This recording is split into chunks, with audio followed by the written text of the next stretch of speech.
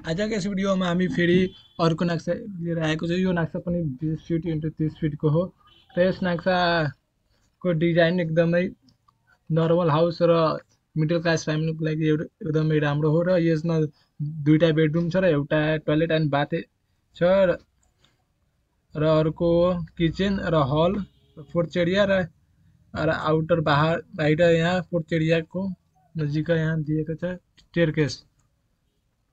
यो 2 BHK house plan हो। यसमा पनि 2 BHK हाउस प्लान हो जसमा आउटर वाल भन्दाखेरि 10 इन्चको हो र इनर पार्टिसन वाल यो दिएको छ त्यो 5 इन्चको वाल हो।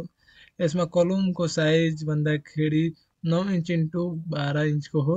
9 बाई 12 को कलम हो जसमा नम्बर्स अफ कलम भन्दाखेरि 12 12वटा कलम हो। पिलर 12वटा छ र अर्को यहाँ बेडरुमको साइज हेर्दाखेरि 9 फिट 1 इन्च इन्टु 11 फिटको हो। एकदमै नर्मल बेडरुम मिडियम खालको एउटा बेडरुमको साइज हो। रुमको साइज हो।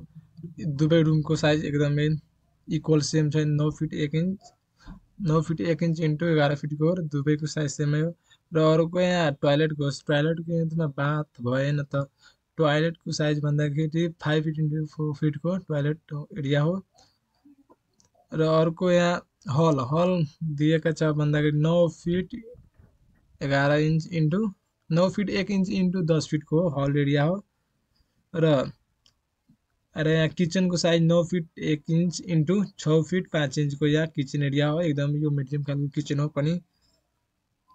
र अर्को यहाँ पोर्च एरिया भन्दाखेरि 7 फिट 3 इन्च इन्टु 6 फिट 9 इन्चको यो पोर्च एरिया हो।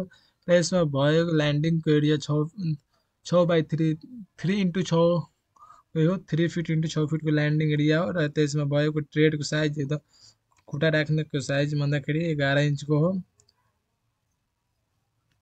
र यो बाहिरबाट पोर्च एरियाबाट माथि जान सकिन्छ अर्को तलामा।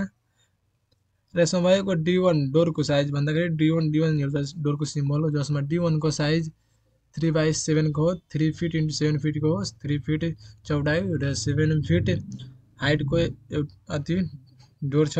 र यहाँ D2 भन्दाखेरि 2.5 फिट इन्टु 7 फिटको यो पनि छ।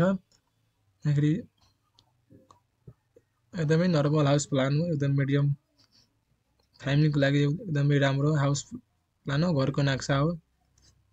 र यो भिडियो अन्त्यसम्म हेर्नुभएको सबैले धन्यवाद। अर्को भिडियोको लागि र अर्को नक्साको लागि हामीले कन्ट्याक्ट गर्न सकिन्छ र यो च्यानललाई सब्सक्राइब गर्न सकिन्छ। यो कन्ट्याक्ट गर्नको लागि यो डिस्क्रिप्सनमा दिएको लिङ्कमा क्लिक गर्नु होला र यहाँ हामी भिडियोमा तल लिङ्क दिएका छौँ त्यसमा कन्ट्याक्ट डिटेल दिएको छ त्यसमा क्लिक गरेर आफूले सम्पर्क गर्न सकिन्छौँ।